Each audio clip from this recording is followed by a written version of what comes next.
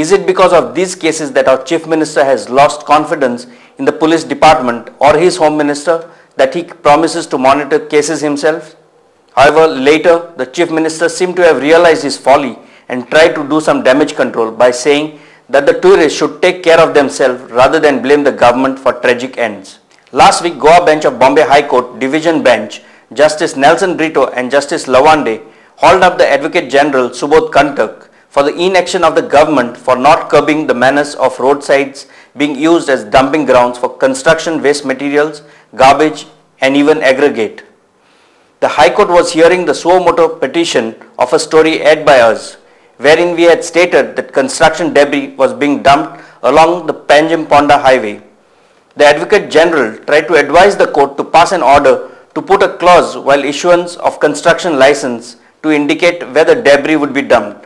The bench told him that it will make no sense if the government does not have the zeal to either implement or enforce its orders. Justice Brito further observed that all the roadsides in the states are being used as dumping grounds. And as usual, the Advocate General Subodh Kantak requested for 3 weeks' time to come back to the court with suggestion to end the menace. And even as the High Court is seized with the matter, cement companies preparing aggregate of cement, mud and stones used for casting slabs have started dumping remains by the roadsides. All along the route from Dona Paula to Bambolim is spotted with these deposits along the roadsides. These hardened mounds can really be dangerous for vehicles while overtaking or even blinded by an oncoming lights of a vehicle. In Goa, there are only 2 companies involved in supplying this ready mix of aggregate. Last week, even as the high-profile Health Minister of Goa, Vishwajit Rane, was having the media eat out of his hands and feeding crumbs to the public, people were dying in 2 premier hospitals in Goa, Hospicio and Goa Medical College. From the time Vishwajit has been anointed as the Health Minister, he has been promising the skies, promising to bring about revolution in the health sector. However, so far, the promises have remained only that. Last week, a young child from Agonda was killed on the operating table. A little more than 24 hours later, a 9-month-old fetus was delivered stillborn due to negligence on the part of the staff of Hospicio. These are not stray incidents, as during the end of January, another 2 lives were snuffed out by the arrogant and inhuman staff of Hospicio, and the medical superintendent, Dr. Ruanda Dissa, was supporting his staff for their attitude. These are clear indications of the arrogant attitude and inefficiency of doctors in government service. After 4 children have lost their lives, our health minister now talks of sending nurses to Wockhardt Hospital in Bangalore for pediatric training. It's a classic case of locking the stables when the horses have bolted. In fact, in July 2007, after visiting Hospicio as a health minister, Vishwajit Rane had admitted to the wrong practices at Hospicio and is yet to remedy it. At Goa Medical College, 2 more persons breathed their last after being administered an antibiotic which proved fatal to the patients.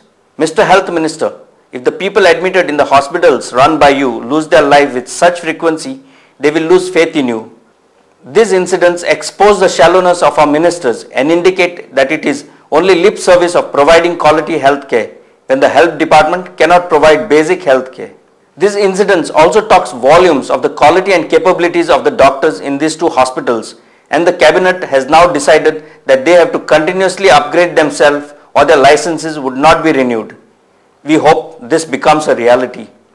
The one good thing that the health minister has done last week is he has accepted the advice of the Health Advisory Council to scrap a decision to set up 2 private medical colleges in Goa. Last week, the most hated public prosecutor by the criminals, but the most efficient advocate, Ujjal Nikam, came to Goa on a 2-day visit. Advocate Nikam has successfully argued the Bombay Blast case and sent many to prison, including Bollywood star Sanjay Dutt, for possessing assault rifle AK-54. Nikam is of the opinion that criminals convicted for an offence should be dealt with an iron hand and the sentence executed as soon as possible, which according to him would create fear in the minds of criminals. He seems to have reservation about mercy petitions and has urged for a public debate on the issue. This eminent lawyer also stressed the need to train the police officers in conducting proper investigation and documentation. The heritage monument built in the year 1860 by the Portuguese Viceroy Con Novas Torres, popularly known as the 4 Pillars, was destroyed after a car rammed into it last week. that the government has ignored our heritage monument is very evident as the inscription have been painted over and garbage is strewn all around the area. And the hypocritical manner that our elected representative function was also exposed as Santa Cruz MLA Victoria Fernandez, who is very much part of the government, was lamenting that our heritage monuments should be preserved, when she herself has not lifted a finger to do anything about it. In fact, she let the area be used as garbage dump. Last week saw our Chief Minister being reduced to a mouthpiece of the ministers. First instance, he spoke for the Home Minister and then he spoke for the Finance Minister. This government, with boasts of being for the Aam Aadmi, hiked the electricity duty and road tax slabs, and that too before the budget. This was announced by the Chief Minister instead of the Finance Minister. If these two taxes were announced by the Finance Minister during the budget, opposition and others would have said that it is anti-people budget and government image would change in the eyes of the general public. Hence, what Digambar-led government has tried to do is hoodwink the public. And a hike in electricity duty for what?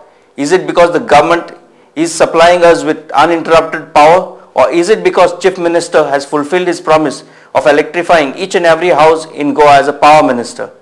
And a hike in road tax too. Are we travelling on the best of roads in the country? Most of our roads need a coat of hot mix.